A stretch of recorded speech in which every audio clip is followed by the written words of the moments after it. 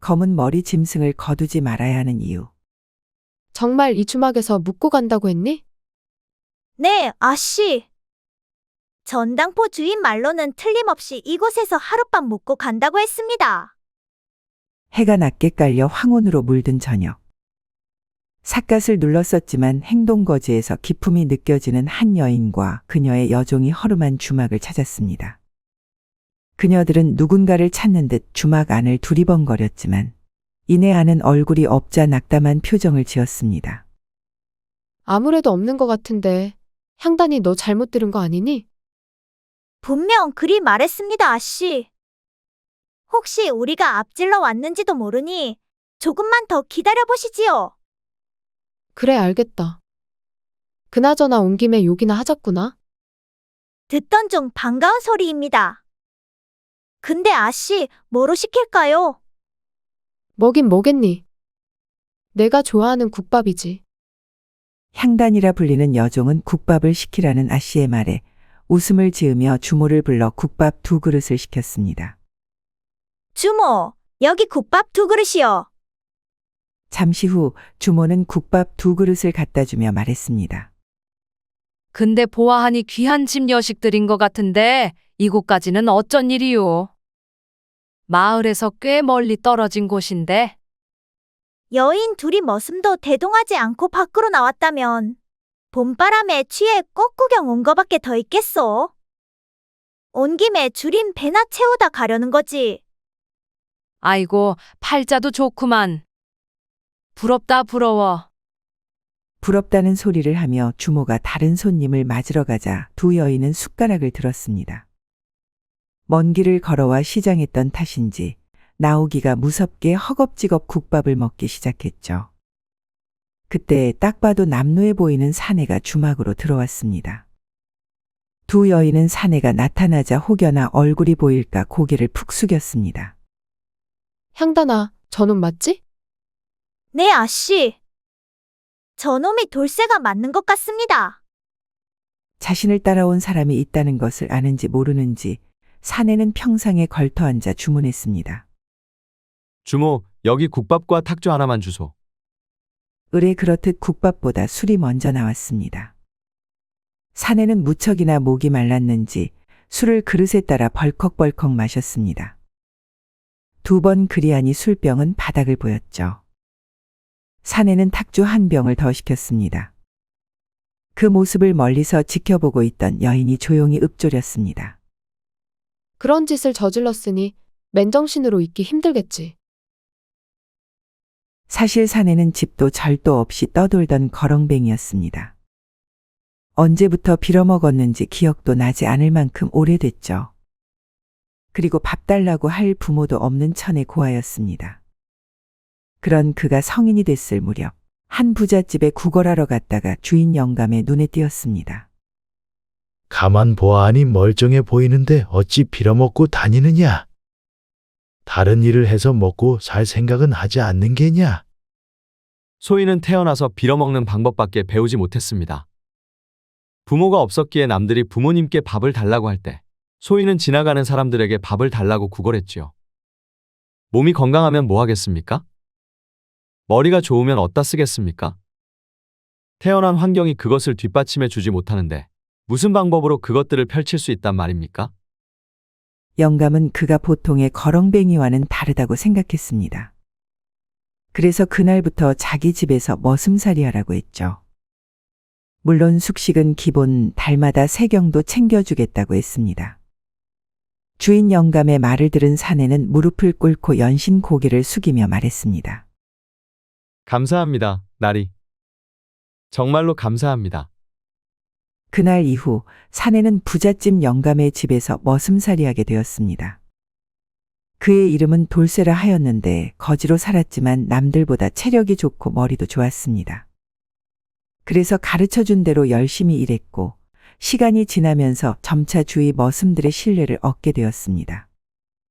부잣집 영감은 박참봉이라 했는데 그는 머리가 좋아 하나를 가르쳐주면 열을 아는 돌쇠가 무척 마음에 들었습니다. 그리하여 그의 능력을 키워주고자 서당에 다니게 했죠. 돌쇠야, 내일부터 마을에 있는 서당에 다니거라. 내 다 얘기해놨다. 아이고 어르신, 길에서 빌어먹던 저를 걷어 주신 것도 모자라 서당까지 다니게 해주시다니 정말 감사합니다. 정말 감사합니다. 돌쇠는 다음 날부터 서당에 다니게 되었습니다. 그는 열심히 공부해서 훌륭한 사람이 되어 박영감님께 입은 은혜를 갚겠다는 다짐을 했습니다. 평생 빌어먹을 팔자인 줄 알았는데 박 어르신 덕택에 글까지 배우게 되니 이보다 더 좋은 일이 어디 있겠는가. 어르신 실망시키지 말고 열심히 공부해서 평생 박 영감님을 보필하며 살아야겠다. 그렇지만 그런 다짐도 얼마 가지 못했습니다. 서당에 다니는 아이들 대수가 양반이거나 중인이었고 그들은 머슴살이하며 글을 배우는 돌쇠를 못마땅해 했습니다. 그래서 자신보다 나이가 많았음에도 그를 업신 여기거나 무시하며 따돌렸습니다. 그때부터 돌쇠의 마음속에선 양반에 대한 미움과 계급제에 대한 원망이 조금씩 피어나기 시작했습니다. 내가 아무리 글을 쓰고 배워봤자 뭐하겠나. 남들보다 똑똑해도 평민인 이상 높은 자리까지 올라갈 수 없으니 다 필요 없다. 이 빌어먹을 세상. 한평생 차별당하면서 밟히면서 살아가야 하느니라. 돌쇠는 날이 갈수록 삐뚤어져 갔습니다. 서당은 빼먹기 일수, 하라는 일은 안 하고 구석에 처박혀 아무도 모르게 낮잠을 잤죠. 또한 세경으로 밖에서 술을 마시고 귀가하는 일도 잦아졌습니다. 하루는 보다 못한 박 영감이 그를 불러 말했습니다. 요즘 서당에도 안 나가고 하라는 일은 나 몰라라 하고 대체 뭐 하는 짓이냐? 대체 무슨 일이길래 그러느냐? 어르신, 전 앞으로 서당에 안 나가렵니다. 왜 그러느냐? 애들이 너를 따돌리기라도 하는 것이냐? 따돌리는 것은 아무렇지 않습니다. 오히려 그런 유치한 장난이면 다행이지요. 그것보다 서당에 다니면서 제 신분이 저라는 인간이 하찮게 느껴진 탓이 큽니다. 아무리 배우고 익혀봤자 미래가 변하지 않을 것이라는 것을 알기에 배우고 익히는 것은 하등 쓸모없는 일이라 생각돼 그렇습니다. 아니 이놈아, 앞으로 세상은 어찌 될지 모르는 거다. 너 역시 그러지 않았느냐? 몇 년 전까지 빌어먹고 살다가 우리 집에서 잘곡과 끼니 걱정 없이 마음 편히 살게 되지 않았느냐? 그러니 당장 필요 없다 생각지 말고 참고 다니거라. 싫습니다, 어르신. 아무리 어르신의 말씀이라도 그리하지 않겠습니다. 순간 좋게 타이르던 박영감의 얼굴이 심하게 일그러졌습니다. 그러고는 화를 내기 시작했죠. 아니 이 고얀 놈이! 싫은 건 싫은 겁니다. 그러니 더 이상 저에게 이래라 저래라 마십시오. 이놈의 자식이! 박영감은 순간 화가 나서 효자손으로 돌쇠를 때리며 말했습니다. 이놈이 불쌍해서 걷어줬더니만 지 주제를 모르고 끝없이 기어오르는구나. 내 말대로 하지 않을 거면 이 집에서 떠나거라. 내 널 더 이상 재워주고 먹여줄 수 없으니 짐 싸서 당장 나가란 말이다. 이 못 배워먹은 놈 같으니라고. 불쌍해서 걷어줬다는 박영감의 말에 순간 돌쇠의 눈이 뒤집혔습니다. 그는 천천히 다가가 두 손을 올렸습니다. 그러고는 박영감의 목을 조르기 시작했죠. 헉!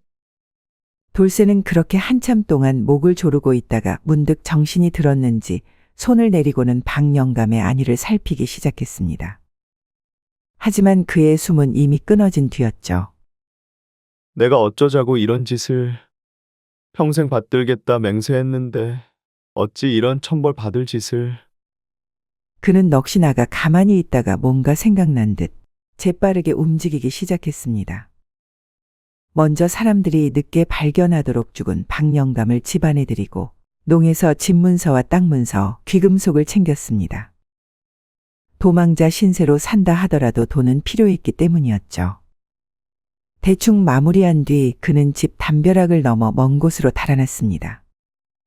그리고 며칠 뒤 이 주막에 도착하게 되었고 여기서 하루 잔 다음 청나라로 떠날 생각이었던 것입니다. 술 먹고 있는 돌쇠를 보고 있던 향단이는 뭔가 생각났는지 조용히 맞은편 아씨에게 말했습니다. 전당포 사내가 말하길 저놈이 훔친 집문서와 땅문서를 모두 돈으로 바꾸려다 실패했다 합니다. 아마 품 안에 있을 것입니다. 아씨의 미간은 찌푸려졌습니다. 아버지를 죽인 것도 모자라 귀중품까지 훔쳐가다니. 관아에서 잡아가기 전에 내가 먼저 널 죽일 것이다. 그녀는 죽은 방 영감의 딸로서 관아에서 돌쇠를 잡아가기 전 자신이 직접 그를 처단하러 먼 곳까지 온 것이었습니다.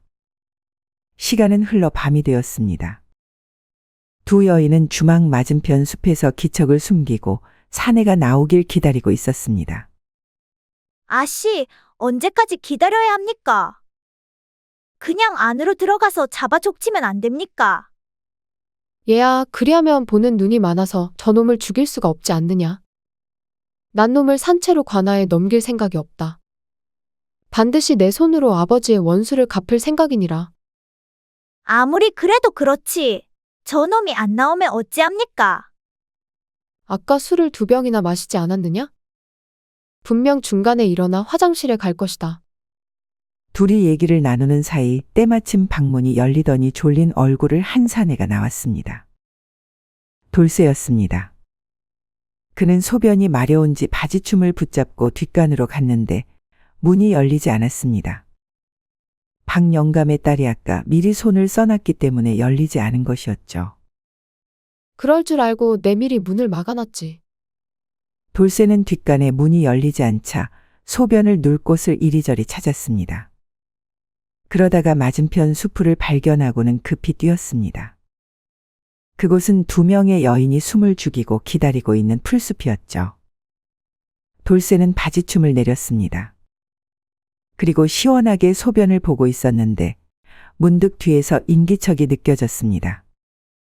늦은 밤인데 거 갑자기 나타나면 내가 얼마나 놀. 그는 말을 끝까지 잊지 못했습니다. 그 짧은 찰나에 박 영감의 딸이 그의 목에 칼을 박아 넣었기 때문이었습니다. 아버지의 원수다. 이 짐승만도 못한 놈아.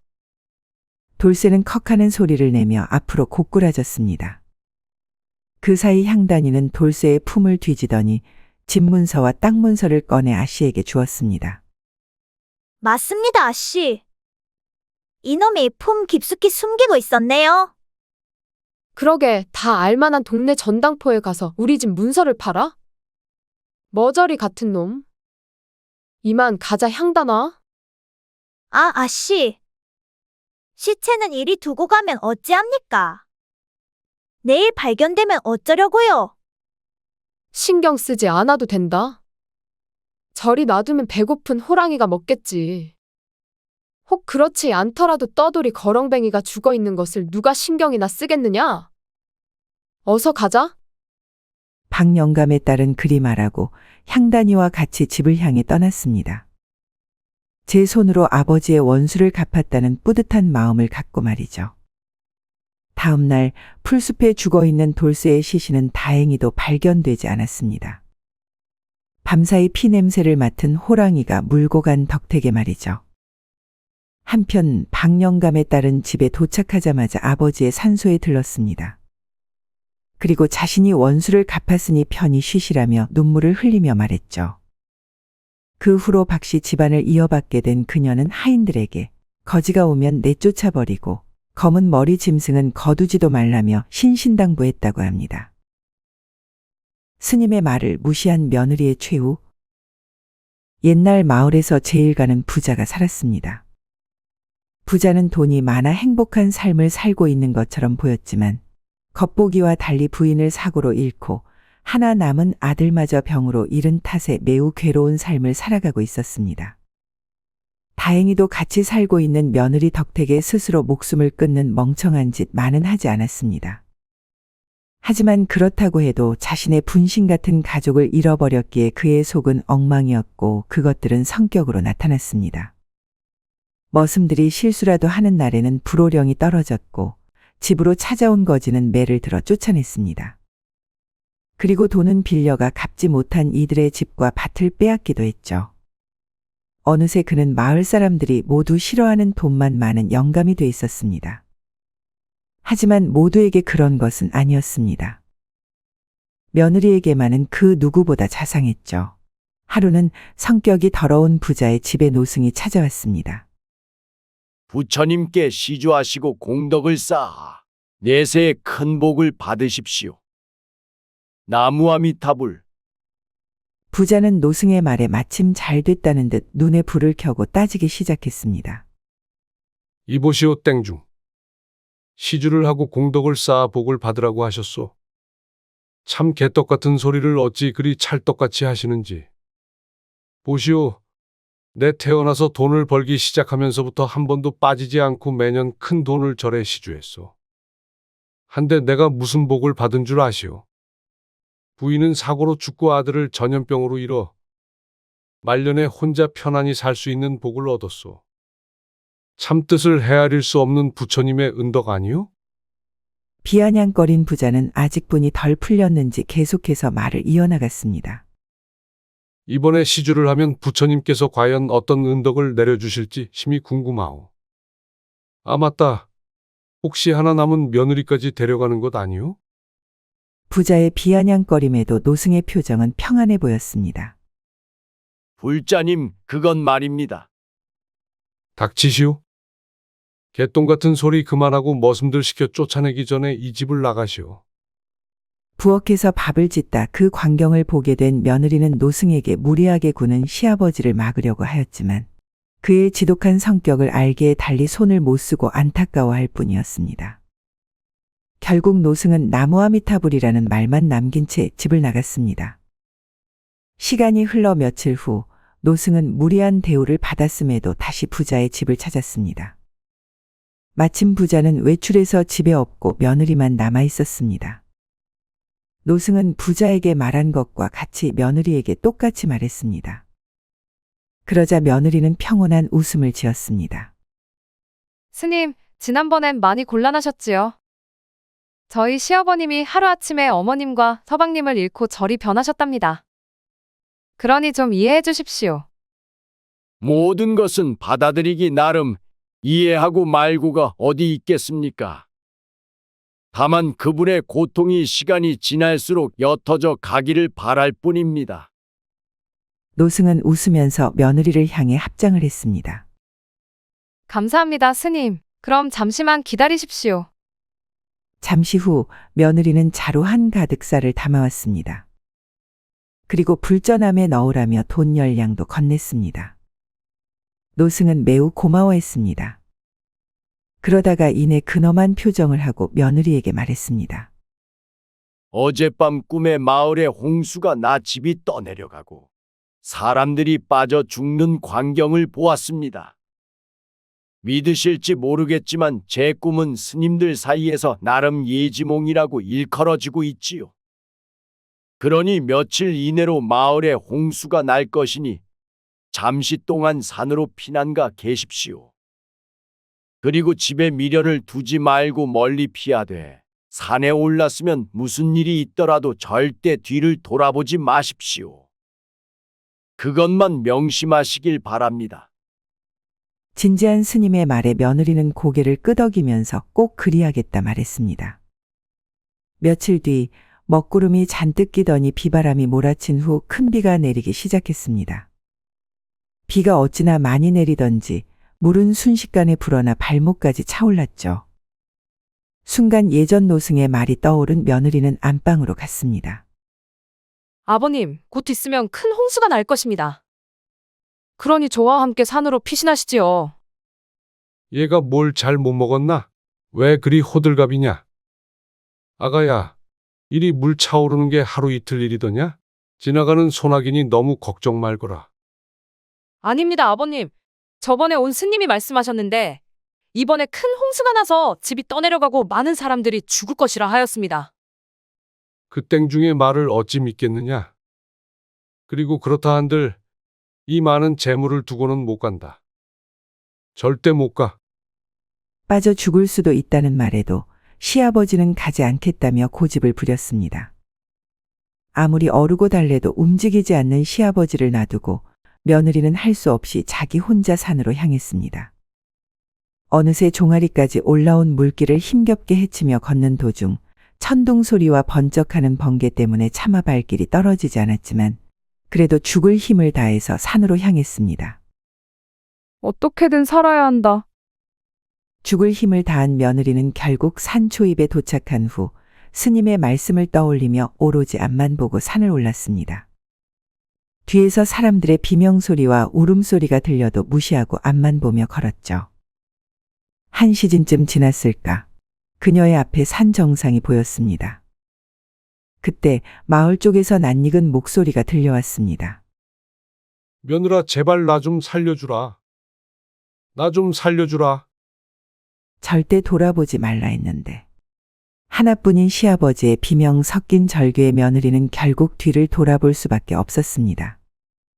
뒤를 돌아 마을을 보니 부서져 떠내려가는 집들과 물에 빠져 허우적거리는 사람들, 물에 둥둥 떠 이리저리 휩쓸리는 시체들까지 한마디로 아비규환이 따로 없었습니다.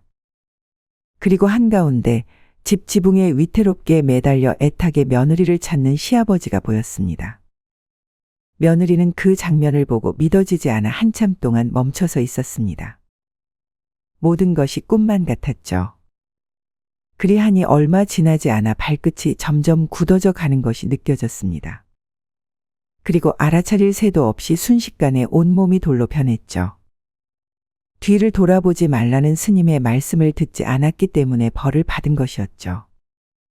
한편 마을은 그 이후로도 계속 내린 비로 인해 흔적도 없이 사라졌습니다. 모든 건물이 파괴되었고 사람들은 죽거나 물에 떠내려가서 행방불명이 되었죠.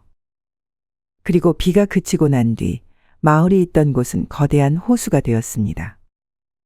무척이나 오랜 시간이 흘러 옛 일은 잊혀졌고 호수는 사람들이 많이 찾는 관광지가 되었습니다. 사람들은 호수의 멋진 광경을 보기 위해 산에 올라가 내려다보곤 했는데 한 사람이 여인을 닮은 바위를 보고는 며느리 바위라 부르며 가족들의 건강을 빌었습니다. 그 후로 며느리 바위에 기도를 하면 소원을 이룰 수 있다는 소문이 퍼지면서 많은 사람들이 찾아와 소원을 빌고 갔다고 합니다. 혼인날 새아들을 죽인 새어머니, 어둡고 낡은 방, 식은 땀을 흘리며 누워있는 여인과 그녀를 애처롭게 바라보고 있는 한 사내가 있었습니다. 여보, 운명은 사람의 손으로 어찌할 수 없는 것인가 봅니다. 그러니 의원을 부르거나 약을 지어오는 일은 그만하세요. 차라리 그 돈으로 제대로 먹지도 못한 우리 상남이 밥이나 배부르게 먹이세요. 쓸데없는 소리 하지 마시오, 부인. 아무리 돈이 많이 들어도 나는 절대로 당신을 포기 못하오. 그리고 만약 당신이 세상을 떠난다면 내 직접 저승에 가서 염라대왕의 멱살을 잡아서라도 꼭 살려낼 것이니 그리 아시오. 이 양반이 참.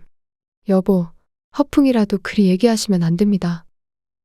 당신이 그리 하신다면 남아있는 우리 아들은 누가 돌보겠습니까? 남편은 방 귀퉁이로 눈을 돌렸습니다. 그곳에는 아무것도 모르고 곤히 자고 있는 한 아이가 보였죠. 상남이는 이제 막 3살이 넘었는데 제대로 먹지 못해서인지 다른 또래 아이들보다 키가 한 뼘이나 작았습니다. 자신의 약간만 아니었다면 또래 애들과 마찬가지로 잘 먹고 잘 컸을 텐데. 그윽한 눈길로 아들을 보고 있던 여인은 그리 생각하고는 곧 말을 이었습니다. 여보, 제가 죽거든 혼자 남은 상남이 꼭 부탁드릴게요. 어디 가서 어미 없는 자식이라고 욕먹지 않게 잘 키워주세요. 그리고 혹시라도 계모에게 구박받을 수 있으니 다 커서 장가가기 전까지 재혼은 하지 말아주세요. 남편은 흐르는 눈물을 소매로 훔쳤습니다. 부탁은 겨우 그거요? 알겠소. 내 상남이가 장가가기 전까지 재혼은 하지 않으리다. 남편의 대답에 부인은 엷은 미소를 지었습니다. 이틀 후 부인은 끝내 자리에서 일어나지 못했습니다. 남편은 큰 충격을 받았는지 부인의 상을 치르고 한동안 아무것도 하지 않고 멍하니 지냈습니다. 꼭 넋이 나간 사람 같았죠. 하지만 그는 부인이 신신당부한 아들 생각에 정신을 차렸습니다. 그는 죽은 부인의 생각을 떨치고자 밤낮 없이 일했습니다. 밖에서 일하는 도중에는 죽은 부인의 생각이 나지 않았기에 더욱 그리했고 그렇게 일해야지만 상남이를 남 부럽지 않게 키울 수 있었기 때문이었습니다. 시간이 흐르고 열심히 일한 탓인지 어느새 경춘이는 마을에서 잘 나가는 장사꾼이 되어 있었습니다. 그가 가진 가게만 해도 시장 안에 3군데가 넘었고 곧 4번째 가게를 열 예정이었죠. 상남이도 어느덧 청년이 되었습니다. 상남이는 아버지의 바램대로 열심히 공부해 관직을 꿈꿨지만 헛된 꿈이었습니다. 워낙 머리가 돌인지라 하나를 배우면 열을 까먹는 천치였기 때문이었죠. 하지만 셈은 제법 빠르고 정확하게 잘했습니다. 그리하여 경춘이는 자신의 대를 이어 장사꾼의 길을 걸으라 말한 뒤 곧 열리는 4번째 가게의 점장으로 상남이를 앉혔습니다. 어떠냐? 잘 알 수 있겠느냐? 아버지, 어찌 첫 술에 배부를 수 있겠습니까? 잘하는 것보다 망하지 않게 유지하는 것이 급선무 아니겠습니까? 이놈이 유지하는 것이 쉬운 일인 양 말하고 있네. 아들아, 장사에는 흥하거나 망하거나 하는 2가지 길밖에 없는 것이고 적자가 나지 않게 유지하는 것은 나름 흥하고 있다는 것이니라. 어중간한 것은 없다는 말씀이시군요. 알겠습니다, 아버지. 그런 것이라면 꼭 이 가게가 망하지 않게 잘 이끌어가겠습니다. 그래, 내 아들이라서 그런지 백이 한 번 좋구나. 4번째 가게는 비단 가게였는데 솜씨 좋은 안악들과 장사하면서 안면을 튼 송나라 상인들이 질 좋은 비단을 납품했기에 날이 갈수록 성황이었습니다. 덩달아 가게를 맡은 상남이는 집에 들어오지 못할 정도로 바빴죠. 하지만 팔이 날리는 것보다 바쁜 게 낫다는 생각으로 상남이는 몸이 부서져라 열심히 일했습니다. 그렇게 장사가 잘 돼서 신이 나던 어느 날 한 여인이 여종을 데리고 가게에 들어왔습니다. 그녀는 한눈에 봐도 귀한 집 여식 같아 보였습니다. 백옥같이 새하얗고 깨끗한 손과 티 없이 맑은 얼굴 때문에 더욱 그러했죠. 질 좋은 비단을 구할 수 있다는 소문이 자자해 와봤습니다. 어머니 생신날에 저고리 한 벌 지어드리려고 하는데 혹시 추천해 주실 만한 비단이 있을까요? 차분하지만 낮게 통통 튀는 음색이 상남이의 마음을 뒤흔들었습니다. 찰나의 순간도 안 돼 상남이는 그녀에게 빠져들었죠. 네, 그러시다면 저를 따라오시겠습니까? 이쪽이 청나라에서 직접 들여온 귀한 비단들을 모아놓은 곳이니 구경 한번 해보시지요. 이후로 그녀는 저고리 때문에 몇 번이나 상남이의 가게를 방문했습니다. 그녀는 마을 이양린의 첫째 딸인 이희주라 하였는데 상남이가 싫지 않았던지 가게를 들락날락하면서 가벼운 농을 건넸습니다. 상남이 또한 그녀가 올 때마다 질 좋은 다과를 대접하며 온갖 감언이설로 그녀의 마음에 들도록 노력했습니다. 그리하니 불볕 같은 더위가 물러가고 낙엽이 떨어질 때쯤 2 사람은 연인이 되었습니다. 아버지, 드릴 말씀이 있사옵니다. 갑자기 내가 그리 말하니 괜시리 무서워지는구나.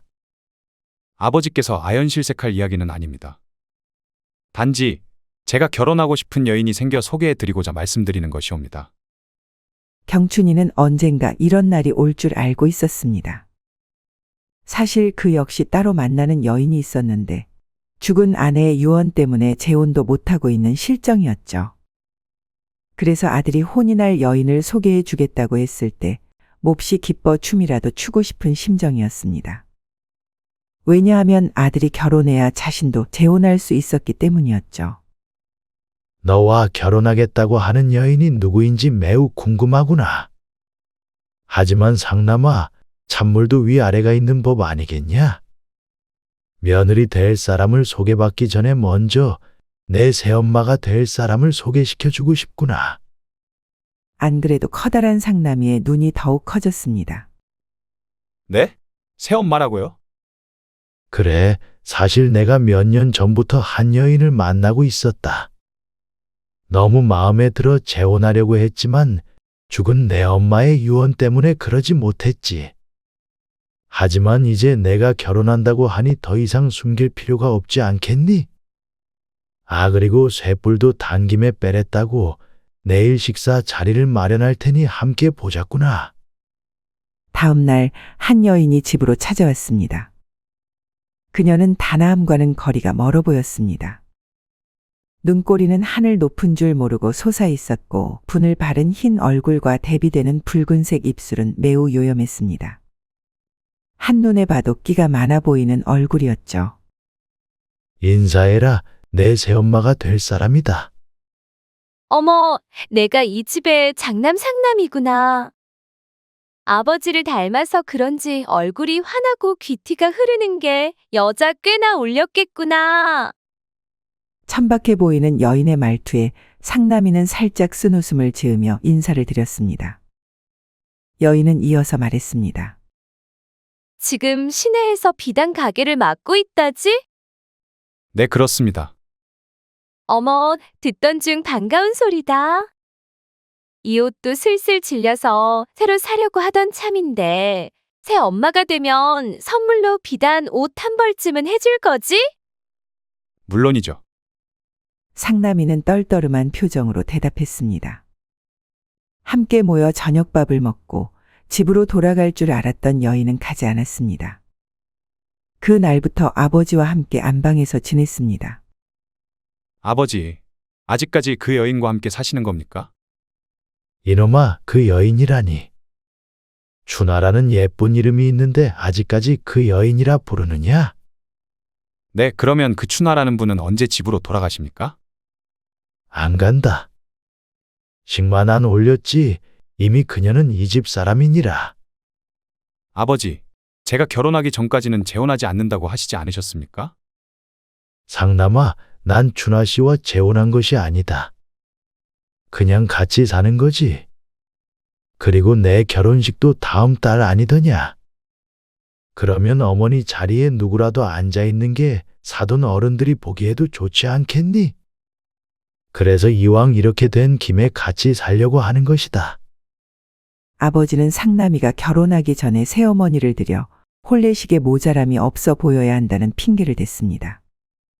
상남이는 아버지의 말에 그저 고개를 끄덕일 수밖에 없었습니다. 핑계야 어찌됐든 자신을 생각해준 그 마음이 감사해 모르는 척 넘어가기로 한 것이었죠. 어느덧 상남이와 희주의 결혼식 날이 되었습니다. 어머, 아가야, 오늘따라 왜 이리 이쁘니? 중국의 양귀비가 조선으로 시집 왔다고 해도 믿겠다, 야. 그리고 이 비녀 좀 봐. 새하얀 배곡이네, 배곡. 어쩜 그리 내 피부색과 잘 맞는 것을 골랐니? 아휴, 부러워라, 부러워. 어머니, 참으로 부끄러운 말씀이시옵니다. 괜시리 송구스럽네요. 결혼식 전 새어머니가 며느리가 될 사람에게 농을 걸어 긴장을 풀어주는 모습을 본 상남이는 지금껏 자신이 새어머니에 대해 잘못 생각하고 있었다며 반성했습니다. 그리고 식이 끝나고 나면 조촐하게나마 두 분의 재혼식을 올려드려야겠다고 생각했습니다. 어느덧 정신없던 결혼식과 패백식이 끝났습니다. 몇 시간 만에 새 신랑과 새 신부가 된 두 사람은 몹시 지쳐 쓰러질 지경이었습니다. 그리하여 식이 끝난 뒤 간단한 인사만을 남기고 마련된 신방으로 들어갔습니다. 경추는 그 모습을 보고 마당으로 나왔습니다. 그러고는 한입 베어문 것 같은 달을 보면서 혼잣말했습니다. 여보, 이제야 드디어 아들 녀석을 장가 보냈어.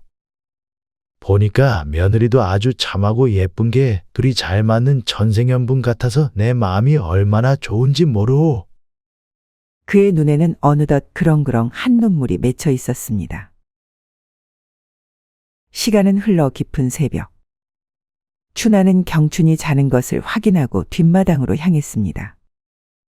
뒷마당에는 검은 옷을 입은 사내가 그녀를 기다리고 있었는데 춘하는 그에게 와락 안겨 말했습니다. 서방님, 아무에게도 들키지 않고 잘 처리할 수 있죠? 그럼 내 예전에 백정으로 밥 먹고 살지 않았나? 힘이 장사 같은 짐승들도 한 방에 보냈는데 매갈이 없는 사람이야 식은 죽 먹기 아니겠나? 그니까 너무 걱정하지 않아도 되네. 오늘 밤 아무도 모르게 처리해 주셔야지만 우리가 같이 살 수 있답니다. 그럼 서방님만 믿고 있겠습니다.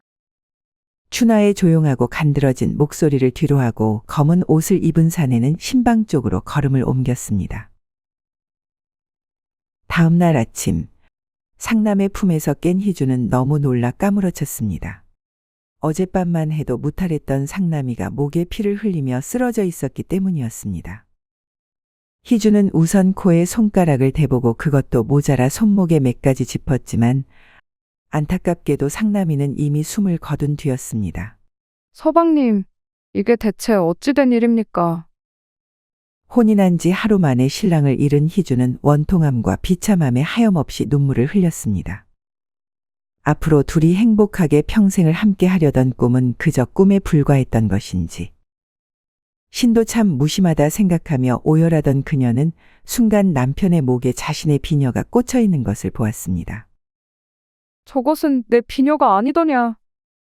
이럴 수가. 분명 누군가 나에게 누명을 씌우려고 하는 게 틀림없다. 거기까지 생각이 미친 희주는 더 이상 지체할 수 없었습니다. 잘못하면 남편을 죽인 죄로 관아로 끌려가 참수당할지도 몰랐기 때문이었죠. 때문에 그녀는 슬퍼할 새도 없이 남편의 옷을 챙겨 입고 집을 나섰습니다. 가만히 앉아서 잡혀가 죽느니 밖에서 자신의 힘으로 범인을 잡을 생각이었습니다.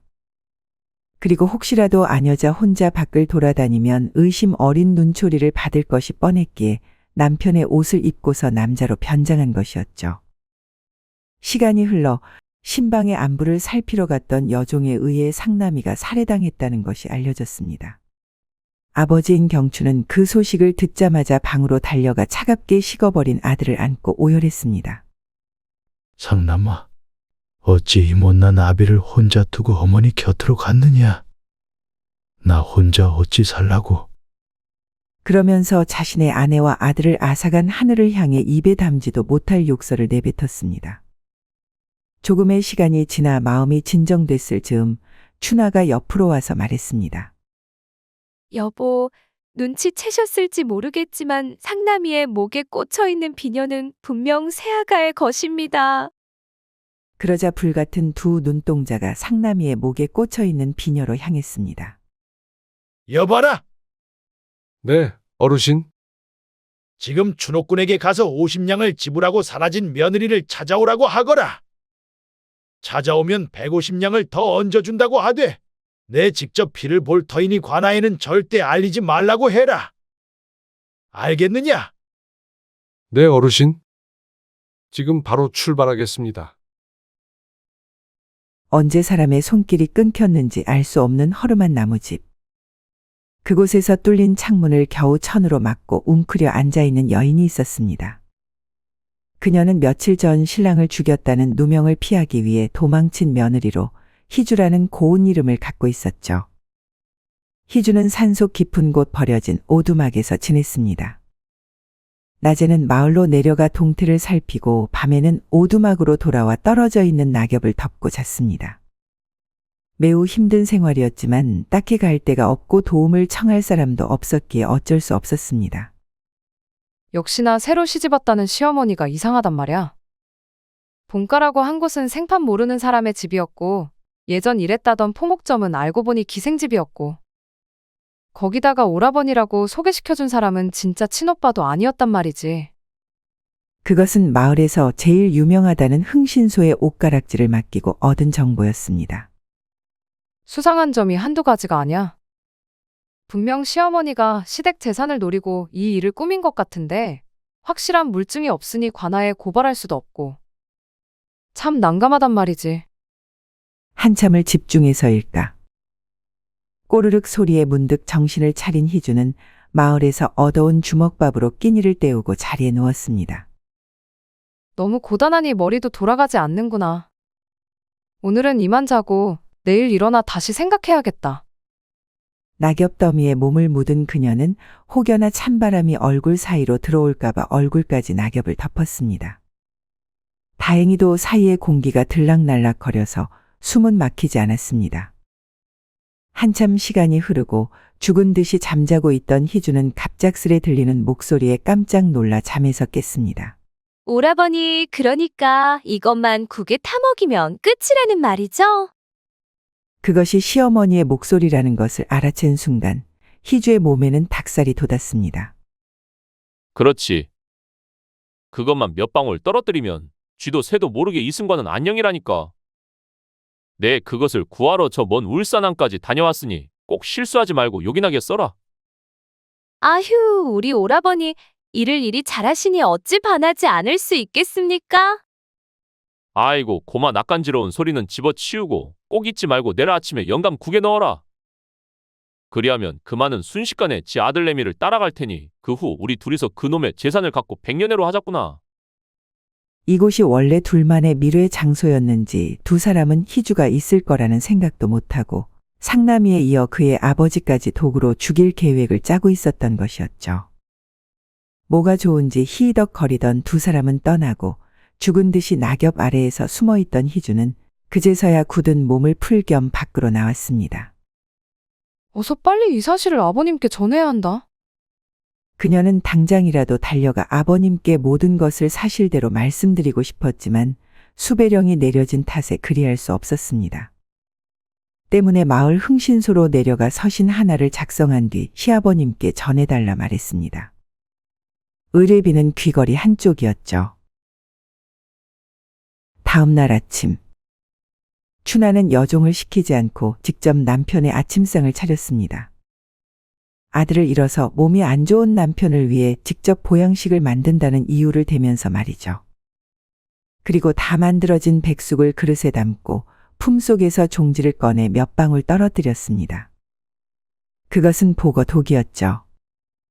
상을 차려 안으로 들어가니 심각한 표정을 하고 있는 남편이 보였습니다. 여보, 아무리 힘들어도 산 사람은 살아야 하지 않겠습니까? 그런 의미에서 제가 특별히 백숙을 준비했으니 어서 잡수시고 힘내세요. 그래야 고 못된 것이 잡히면 제 손으로 찢어 죽일 수 있지 않겠습니까? 춘하의 말에 경추는 고맙다 말하고는 백숙을 한 숟갈 떴습니다. 그리고 입에 가져가려다 맞은편 앉아있는 아내에게 말했습니다. 이복의 부인, 큰일이 있고 나서 항상 힘이 돼주느라 자네도 고생이 많았네. 그러니 이것은 내가 아니라 자네가 먹는 게 더 낫지 않겠는가? 춘하는 남편이 숟가락을 자신한테 들이대자 기겁한 표정을 지으며 말했습니다. 서방님, 저는 괜찮습니다. 그러지 말고 들게나. 정말 괜찮습니다. 그러면 한 숟갈만, 딱 한 숟갈만 뜨게나. 그러면서 경추는 국물이 담긴 숟가락을 부인의 입으로 가져갔습니다. 부인은 숟가락을 애써 뿌리치려고 했고 경추는 그녀의 손을 움직이지 않게 잡고는 입에 넣으려 했습니다. 안 먹는다고 했잖아. 춘하는 소리를 치며 숟가락을 쳐버렸습니다. 하지만 그런 의외의 모습에 경추는 놀라지 않고 그저 그녀를 무덤덤히 바라볼 뿐이었습니다. 야! 곱게 먹고 돼질 것이지 꼭 사람을 불러 힘을 쓰게 만든다니까.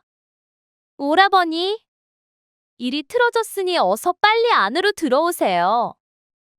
그녀의 말이 끝나기가 무섭게 방문이 열렸습니다. 춘하는 방문이 열리자마자 일어나 마중을 나가려다 순간 놀라 얼어붙었습니다. 그곳에는 마을의 원님과 자신이 누명을 씌운 며느리가 서 있었기 때문이었습니다.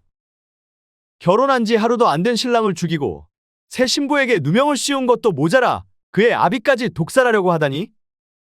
인두겁을 뒤집어 쓰고 어찌 이런 일을 벌일 수 있단 말이냐? 내가 진정 사람이 맞긴 한 것이냐? 아니, 그건 오해십니다, 오해. 어찌 그런 말도 안 되는 짓을 제가 저질렀겠습니까? 이것이 아직도 잘못을 뉘우치지 않고 끝까지 발뺌하려 하느냐? 밖에서 칼을 갖고 기다리던 내 서방이란 작자가 다 얘기했느니라. 여봐라. 전현을 당장 관하로 끌고 가라. 네, 나으리. 어느새 나타난 포졸들은 포승줄로 그녀를 묶어 관하로 끌고 갔습니다. 원님 역시 희주에게 고맙다는 말을 남기고는 뒤따라갔죠. 경추는 모든 게 끝나자 긴장이 풀려 자리에 주저앉은 며느리의 손을 잡았습니다. 새아가야 고맙다. 자칫 잘못했으면 나 역시 그 못된 연놈들의 손에 목숨을 잃을 뻔했구나. 아들의 원수를 갚아주고 내 목숨을 살려줘서 정말 고맙다. 아닙니다, 아버님. 서방님의 부인으로서 그리고 이 집안의 며느리로서 응당해야 할 일이었습니다. 그나저나 시간에 늦지 않아 다행입니다. 너무 늦으면 아버님까지 잃을까봐 노심초사했는데 아무 일도 없어서 천만 다행입니다. 그녀는 그리 말하면서 눈물을 흘렸습니다. 관아로 끌려간 추나와 그녀의 기둥서방은 새 신랑을 죽인 죄, 그리고 그것을 죄 없는 부인에게 뒤집어 씌우려 한 죄, 또 그것도 모자라 그의 아비까지 독살하려 한 죄로 인해 사형당했습니다. 시간이 흘러 경추는 집의 모든 살림을 며느리에게 맡겼습니다. 그리고 자신은 산에 들어가 스님이 되겠다고 했죠. 아가야, 이제 내가 사랑했었던 것들은 더 이상 속세에 남아있지 않다. 물론 너는 아직 남아있지만 이렇게 앞날이 창창한 너와 어찌 같이 살겠느냐? 그러니 난 산으로 들어가 스님이 되려고 한다. 내 마음 편하려고 산으로 올라가 부처님께 귀의하기로 한 것이지. 그리하면 언젠가는 마음속에 평안을 얻을 수 있지 않겠느냐? 그리고 내가 산으로 가면 너는 평생 혼자 살 생각 말고 좋은 남자를 만나 재혼하거라. 꼭 그리해야 한다. 알겠느냐? 아버님, 아무리 그렇다고 해도 이렇게 갑자기 떠나신다 하면 어찌합니까? 그리고 꼭 부처님께 귀의해 평안을 찾을 필요는 없습니다. 이곳에서 저와 함께 행복하게 살면 그게 평안한 삶 아닙니까? 경추는 눈시울을 붉히며 말했습니다. 아가야, 내 말도 일리는 있다. 하지만 그것뿐만이 아니란다. 아들이 결혼할 때까지 절대 여자와 재혼하지 말라고 했건만 내 그 약속을 제대로 지키지 못해서 이런 참변이 일어난 것이니라. 그래서 그 죄를 씻고자 부처님께 귀의하려는 뜻도 있느니라. 그러니 나를 웃으면서 보내주지 않겠느냐? 시아버지의 말에 며느리는 애써 웃음 지었습니다. 그 모습을 본 경추는 그녀를 보며 합장을 한 뒤 산으로 발걸음을 옮겼습니다. 그리고 이후로 그의 모습을 더는 볼 수 없었다고 합니다. 팥죽에 홀려 성주 자리를 날린 첫째 딸. 옛날 한산성에 주인인 성주가 있었는데 그는 슬아의 딸 9과 아들 하나를 두고 있었습니다. 아들은 막내였기에 뭔가 좀 어리숙하고 미련했지만 딸들은 하나같이 똑똑하고 야무진 게 잔꾀에 능한 여우 같았습니다. 당시에는 남자와 여자 모두 성주의 자리에 오를 수 있었기에 딸들 사이에서는 공공연한 신경전이 벌어지기 일쑤였습니다. 모두 다 자신들이 아버지의 뒤를 이어 성주가 되고 싶어 했죠. 하지만 아들은 달랐습니다. 그는 권력에는 관심이 없었고 그저 가족들과 함께 편안하고 행복한 삶을 살길 바랄 뿐이었습니다.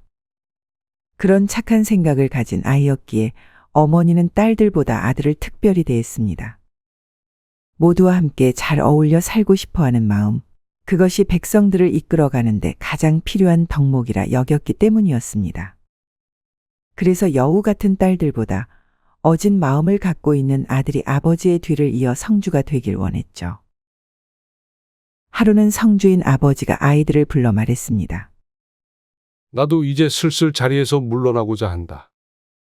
그래서 내 뒤를 이을 후계자를 정하려고 하는데 아들이라고 무조건 내 뒤를 잇게 할 생각은 없다. 그래서 모두에게 공정한 기회를 주고자 한 가지 시험을 내겠다. 그리고 그것을 통과한 사람을 내 후계자로 삼고자 하느니라. 그때 첫째 딸이 나서서 말했습니다. 시험이라니 대체 무슨 시험입니까? 시험은 저 옆에 있는 새 성터에 성을 짓는 것이다. 아버지의 얘기를 들은 자식들은 모두 놀랐습니다. 하지만 아버지는 그런 자식들의 표정을 뒤로하고 계속 말을 이어나갔죠. 지도자의 덕목 중에 인내심과 끈기, 그 어떤 것에도 굴하지 않는 곧은 마음이 중요한 법이다. 하지만 그것들을 얼마 안 되는 시간 동안 바로 알아볼 수 없는 노릇 아니겠느냐. 그러니 힘든 일을 시켜 끝까지 포기하지 않고 완수하는 자를 내 후계자로 삼겠다는 말이다. 알겠느냐? 하지만 아버지, 그건 공정하지 않습니다. 여자가 남자보다 힘이 약한 게 사실이지 않습니까? 분명 성을 지으면서 수많은 돌들을 날라야 할 건데 어찌 남자와 여자를 같은 선상에 놓고 경쟁시킨단 말입니까? 왜 남자인 막내와 불공정한 시험을 치러야 하냔 말입니다. 아버지, 이건 일부러 여자인 저희들 대신 아들을 밀어주기 위한 시험 아닙니까? 나중에 다른 말이 나오지 않게 하기 위한 보여주기식에 불과한 시험 아니냔 말입니다. 첫째의 말에 곰곰이 생각하던 아버지는 입을 열었습니다. 내 말도 일리가 있구나. 그러면 이렇게 하는 게 어떻겠느냐? 너희가 성을 쌓는 동안 막내는 한양으로 심부름을 다녀오는 것으로. 분명 300리가 넘는 멀고도 험난한 길이니 성을 짓는 것과 마찬가지로 힘든 여정이 될 것이다. 푹신푹신한 집신을 신고 어딘들 못 가겠습니까? 남학신이라면 모르겠지만. 그건 너무 과한 처사가 아니냐? 그때 옆에서 가만히 듣고 있던 막내 아들이 말했습니다. 아버지, 전 괜찮습니다. 남학신을 신어서 걸음이 늦어진다 해도 성주의 자리가 제 자리가 맞다면 분명 시간에 맞게 도착할 수 있을 것입니다. 그것이 운명이니까요. 막내의 승낙으로 9딸들은 그제서야 아버지의 말에 따르기로 하였습니다. 불리한 내기라는 것을 알면서도 막내 아들 역시 한양에 다녀오기로 했죠. 다음 날 막내는 남학신을 신고 한양으로 향했습니다. 300리나 넘는 먼 길이었고 가는 도중 호환을 만나 죽을 수도 있는 위험한 길이었습니다. 그렇기에 어머니는 안전에 유의하라 신신당부하며 막내를 배웅했죠. 막내가 떠나건 말건 딸들은 치마폭에 돌을 담아 옮기느라 정신이 없었습니다. 돌덩이들은 하나같이 우악스럽게 생겨서 여자의 몸으로 그것들을 옮긴다는 것은 무척 힘든 일이었습니다. 물론 옆에서 도와주는 남자 일꾼들도 있었지만 어디까지나 그들과 같이 일해야 한다는 것으로도 곱게 자란 여자들에게는 분명 쉬운 일이 아니었죠. 하지만 그녀들은 돌을 갖고 옮길 때마다 성주의 길에 가까워진다는 생각으로 힘을 냈습니다. 잠시 동안 힘들어서 성주의 권력을 얻을 수만 있다면 뭔들 못하겠냐는 마음이었죠. 그렇게 몇 달이 흘렀습니다. 성을 짓는 일이 워낙 고된 일이었던지 거의 완성되어 갈 즈음엔 9이나 되던 딸들 중에 첫째만이 홀로 남았습니다. 손톱도 다 갈리고 엄지 발톱은 아예 빠져버리고 몸 군데군데 멍 안 든 곳이 없네. 하지만 이 고생도 오늘이면 끝이다.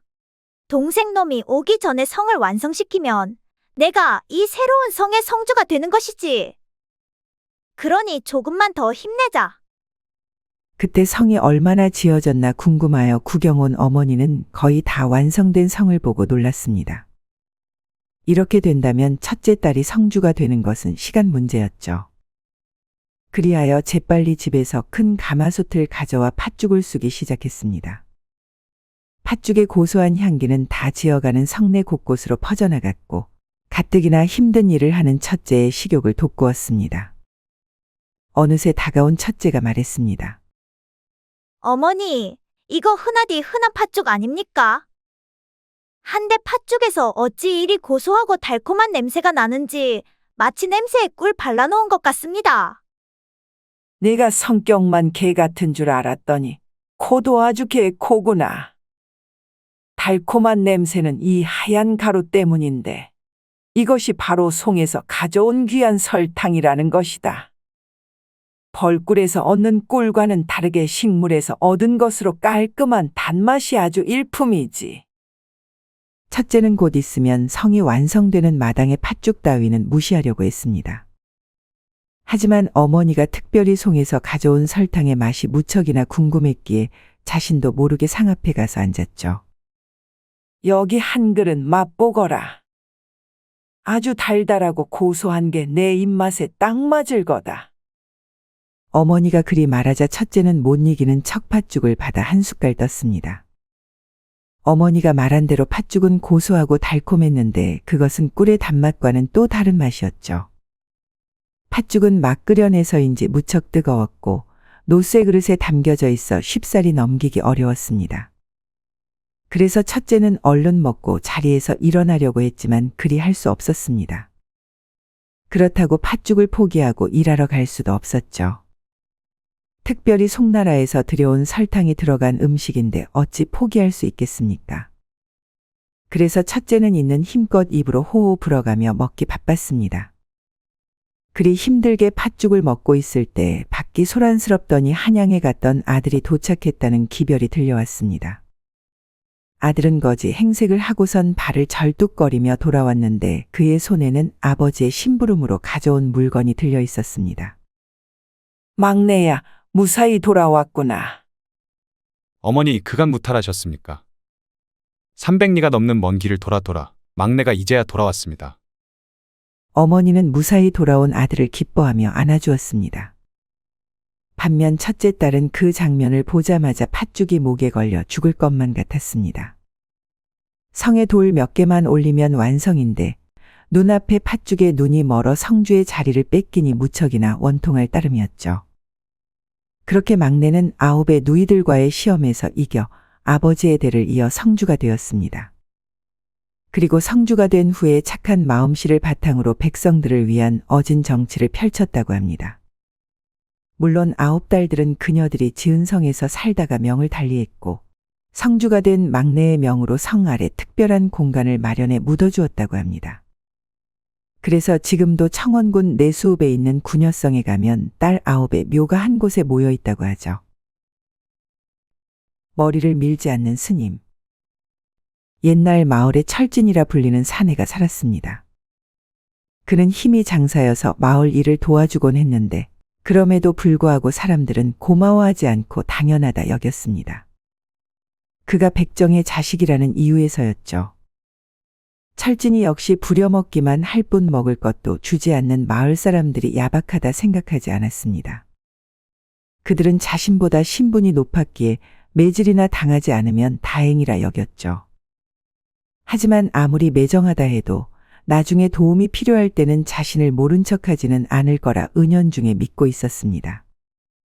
그렇지만 마을 사람들은 철진이의 생각대로 정이 많은 이들이 아니었죠.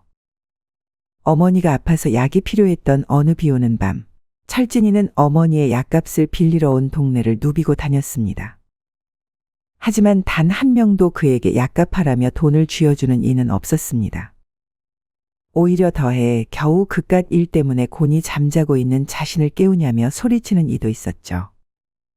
결국 약값을 마련하지 못해 하나뿐인 어머니를 보내던 날, 철진이는 더 이상 마을 사람들에게 잘해주지 않겠다고 다짐했습니다.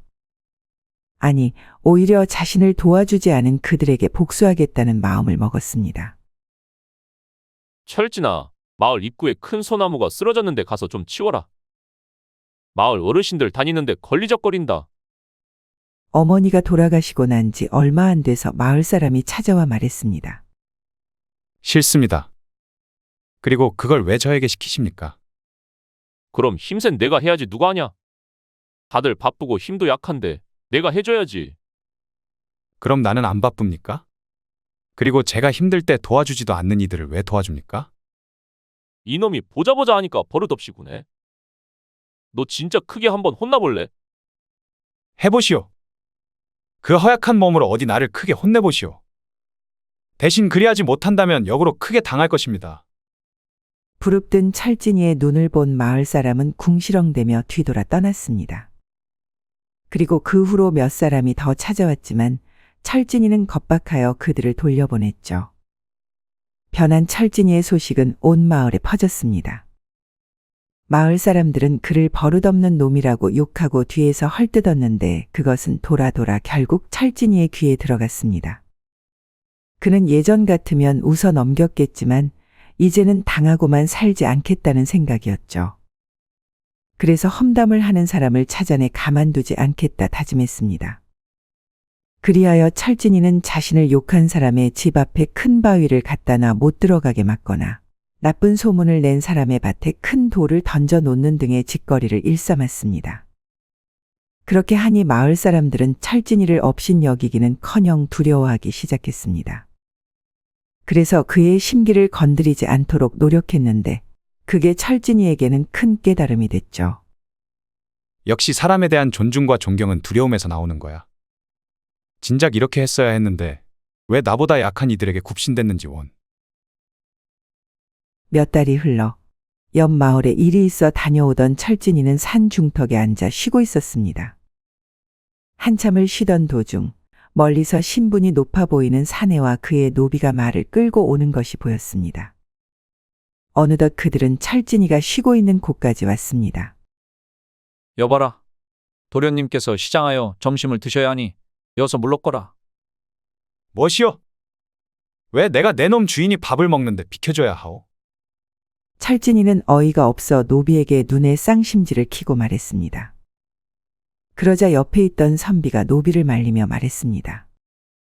이복에 내 대신 사과하겠네.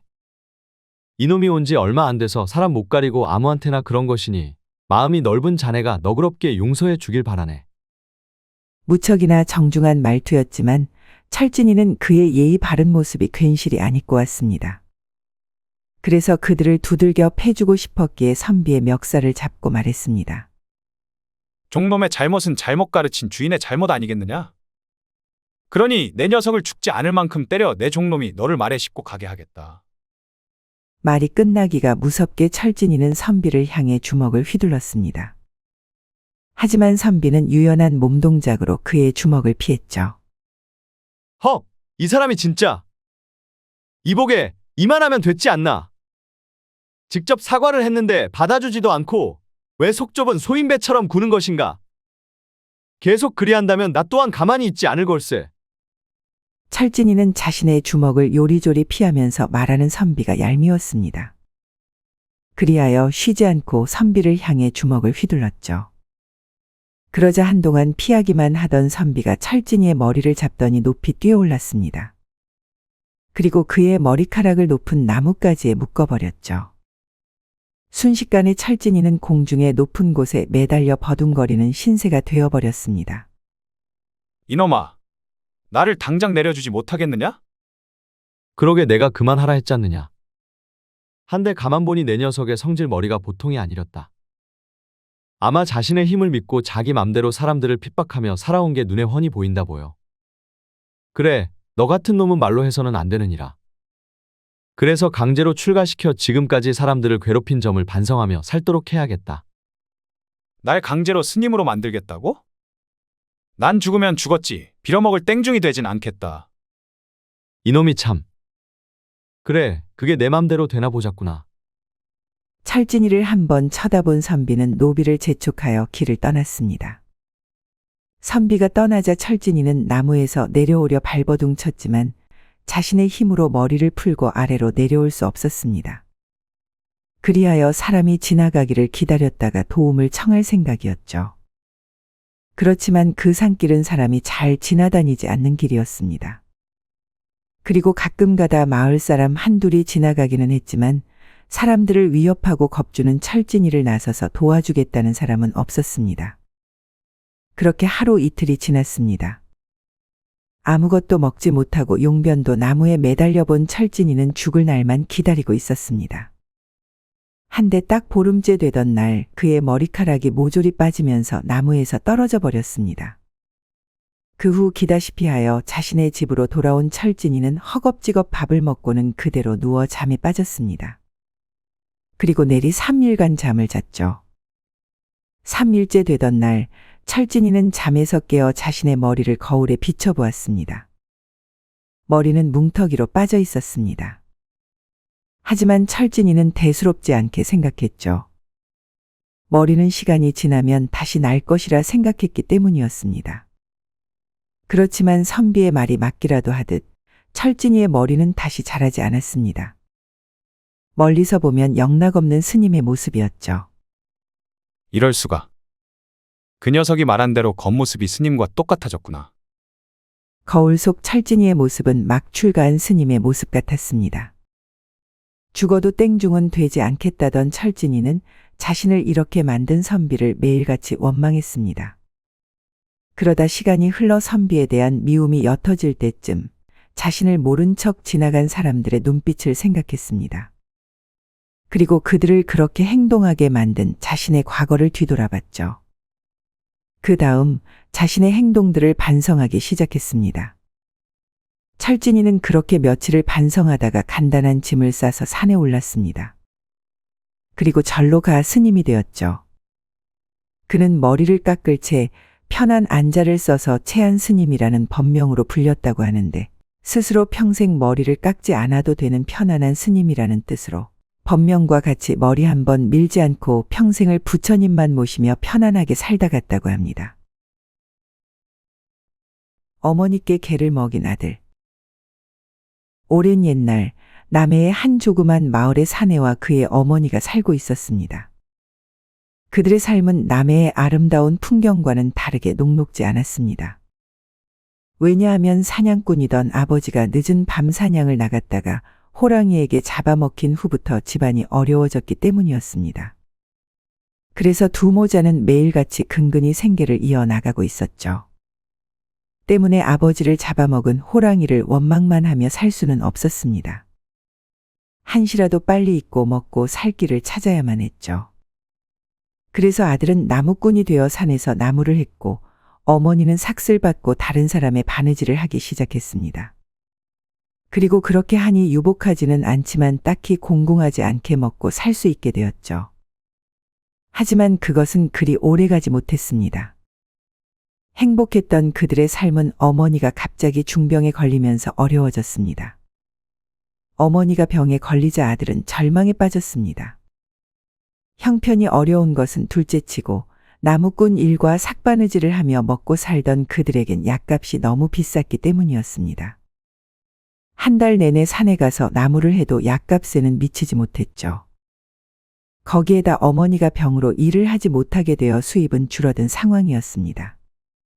그리하여 아들은 낮에는 나무 일을 하고 밤에는 새끼줄을 꼬아 집신을 만들어 내다 팔았습니다. 그리하여 겨우 약을 사서 어머니께 먹일 수 있었죠. 하지만 몸이 부서져라 일에 어머니의 약값을 마련했지만 안타깝게도 어머니의 병세는 점점 더 악화되었습니다. 힘들게 일해서 번 돈으로 산 약이 아무 소용도 없었던 것이었죠. 시간이 지나면서 어머니의 병세는 더욱 악화되어 고열에 시달리며 잠 못 드는 일이 많아졌습니다. 때문에 간병하던 아들도 걱정 때문에 쉽게 잠들 수 없었죠. 그런 어느 날 어머니의 병간호를 하다 깜빡 잠이 든 그는 꿈에서 한 백발의 노인을 만났습니다. 내 멀리서 지켜보다 너희 모자의 딱한 사정이 마음에 걸려 이렇게 꿈에 나타나게 되었다. 내 어머니의 병은 일반 약재로는 치료할 수 없는 병이니라. 그러니 내가 아무리 용을 쓰며 약값을 마련해도 소용이 없었던 것이지. 자신의 고생이 말짱 도루묵이었다니. 아들은 백발의 노인이 해주는 말에 충격을 먹었습니다. 그럼 어찌해야 합니까? 이대로 어머니가 돌아가시길 기다려야만 합니까? 걱정하지 말거라. 방법이 없다면 왜 내가 이렇게 내 꿈에 나왔겠느냐? 하지만 그 방법이란 게 참 어려운 일이라서 말이지. 그게 무엇입니까? 알려만 주신다면 어렵다 하더라도 꼭 하겠습니다. 그러니 저를 국률이 여기시어 제발 알려주시기 바랍니다. 이런 말을 해서는 안 되지만 내 특별히 너를 딱히 여겨 말해주겠다. 네 어머니의 병을 낫게 하려면 100마리의 개를 잡아 먹여야 하느니라. 어때? 할 수 있겠느냐?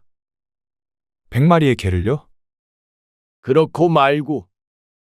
그리고 사람의 손으로 100마리나 되는 개를 잡는 것은 어려우니 내게 호랑이로 변할 수 있는 도술책을 하나 주마. 그러니 그것을 유용하게 쓰거라. 말이 끝나기가 무섭게 아들은 잠에서 깨어났습니다. 그리고 꿈인지 생시인지 분간을 못해 멍해 있었는데 옆에 놓인 책을 보고는 소스라치게 놀랐죠. 딱 봐도 비범해 보이는 책이었습니다. 그는 책을 짚고 펼쳐보았는데 거기에는 호랑이로 변할 수 있는 주문이 적혀 있었습니다. 아버지를 잡아먹은 호랑이로 변하는 책이라니. 아들은 운명이 참 얄궂다 생각했지만 어머니를 구할 수 있다면 뭔들 못하겠냐는 생각에 책을 갖고 밖으로 나갔습니다. 마침 금음달이 떠 있어서 주위는 칠흑같이 어두웠기에 호랑이로 변신한다 한들 마을 사람들이 알아챌 염려는 없었습니다.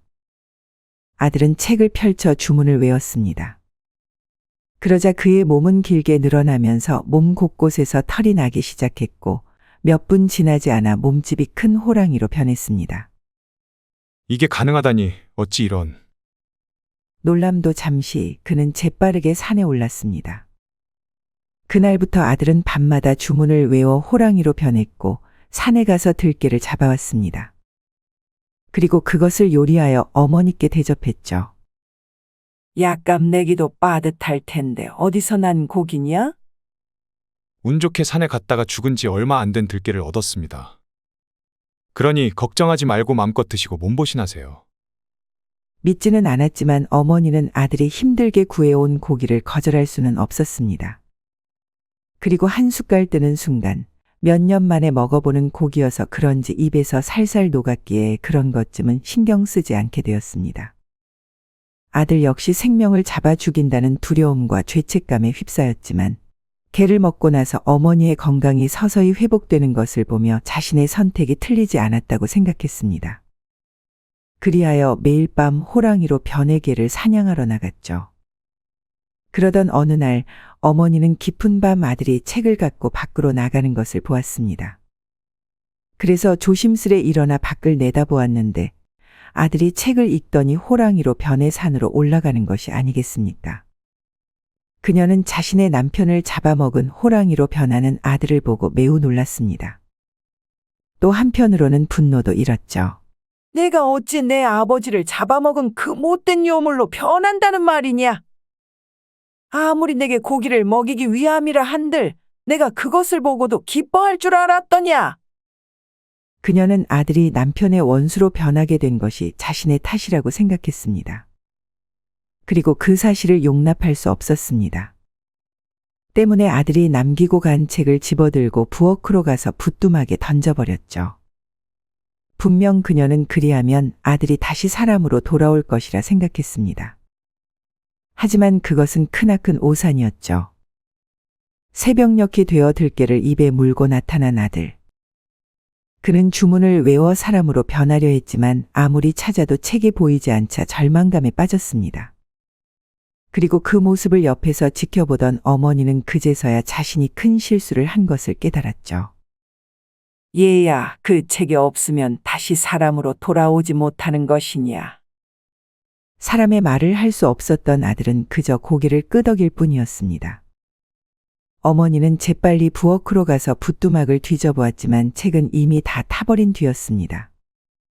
점점 날이 밝아 마을 사람들이 깨어날 시간이 되자 호랑이로 변한 아들은 산으로 도망쳤습니다. 그리고 어머니는 멀리서 그 모습을 보며 눈물을 흘릴 뿐이었죠.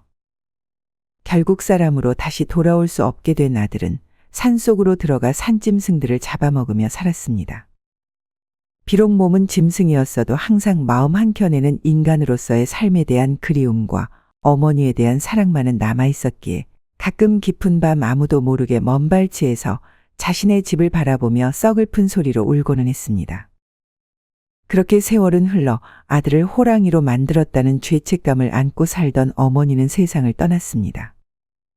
그리고 그 사실을 알게 된 아들은 하루 종일 울었고 그것을 들은 마을 사람들은 안타까워했습니다. 그녀의 아들이 호랑이로 변한 것을 알았고 때문에 그것이 어머니를 그리워하는 아들의 소리라고 믿었기 때문이었죠. 그리고 더 시간이 흘러 호랑이가 죽고 난 뒤 호랑이로 변한 아들이 살던 동굴이 마을 사람들에 의해 발견되었습니다. 사람들은 그 동굴을 기모굴이라 불렀고 그가 행한 효를 다른 사람들이 배울 수 있게 명패까지 만들어 주었다고 합니다. 이상 야담설화였습니다. 구독과 좋아요는 사랑입니다. 감사합니다.